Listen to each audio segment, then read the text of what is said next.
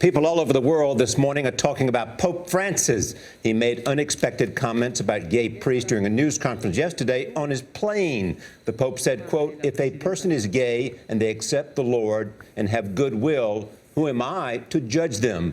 They shouldn't be marginalized. The tendency is not the problem. They're our brothers." Cardinal Timothy Dolan is the Roman Catholic Archbishop of New York. We're pleased to have him this morning. Welcome. Charlie, Gail, I'm pleased to be here. Thanks for the invite. What was the Pope saying, and why did he say it now? He said it, and this is what I'm amazed, and I think as journalists you would appreciate this. He spent 1 hour and 21 minutes in as calm and as personable as he could be on that plane coming back. Look at this picture. World Youth Day. Phenomenal. I mean, that's longer than presidents of the United States send with the press. You all must be delighted about that. You think we can get him on this show? With your help, yes, and could God's you put will. it over? Yes. What he's saying, what he's trying to say, Charlie, in answer to your question, is he's articulating well, in a beautifully tender way, the traditional teaching of the Church. That while certain acts may be wrong, we would always love and respect the person and treat the person with dignity. But are you saying that he says love the sinner but hate the sin? Is that? Yeah, that's the classical expression of it. Or the better expression of it would be Jesus when he met the woman who was going to be stoned to death by adultery, and he threw all the people off and he said, "I don't condemn you, but don't sin anymore." In other words, I love you and respect you, but I'm calling you to virtue and perfection. It does not appear to be a change in doctrine, but it certainly is a change in tone. Is it You might have a good point there, Gail. People are always saying, can we expect now changes in church teaching? Of course, Pope Francis would be the first to say, well, my job isn't to change church teaching. My job is to present it as clearly as possible.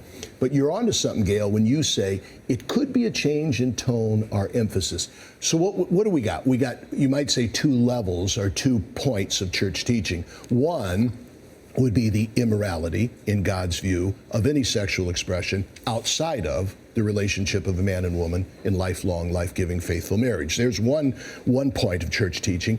The other point of church teaching is that a person's identity, respect, the dignity and love that he or she deserves does not depend on anything, sexual orientation, how much money we got, if we got a green card or immigration papers, if we got a stock portfolio, doesn't depend on anything other than the fact that we're a child of God made in his image and likeness. What would it take for the church to change its attitude about homosexuality being a sin? Well, I don't think that probably is not possible, but I don't think you, pardon me for saying this, Charlie, I don't think you expressed it right. Homosexuality is not a sin, right? Homosexual acts are. What would it take to change that? Just like heterosexuality is not a sin, although heterosexual acts outside of marriage, lifelong, life-giving, faithful marriage between man and woman, that would be sinful.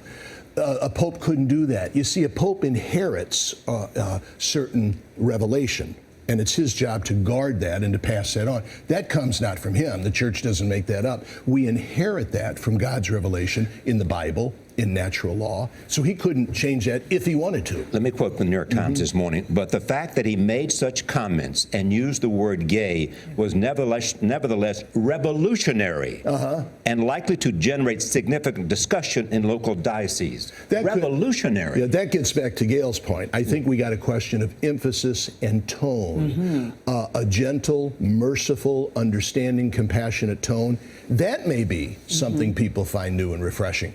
I, for one, don't think it is, and I hate to see previous popes caricatured as not having that. So were you surprised when you heard that he had said, were not surprised? No, Gail, what surprises me is that people are surprised. Charlie, wasn't it with you? I was on at Easter time, and I got tons of mail thinking I had said, you asked me, you put me on the spot, and you said, what would you say to gay? I'm glad you did, thanks. What would you say to a gay couple that came to you and said, what does the church say to us? And I said, the church says to you, we love you. We need you. Come on in. You're welcome.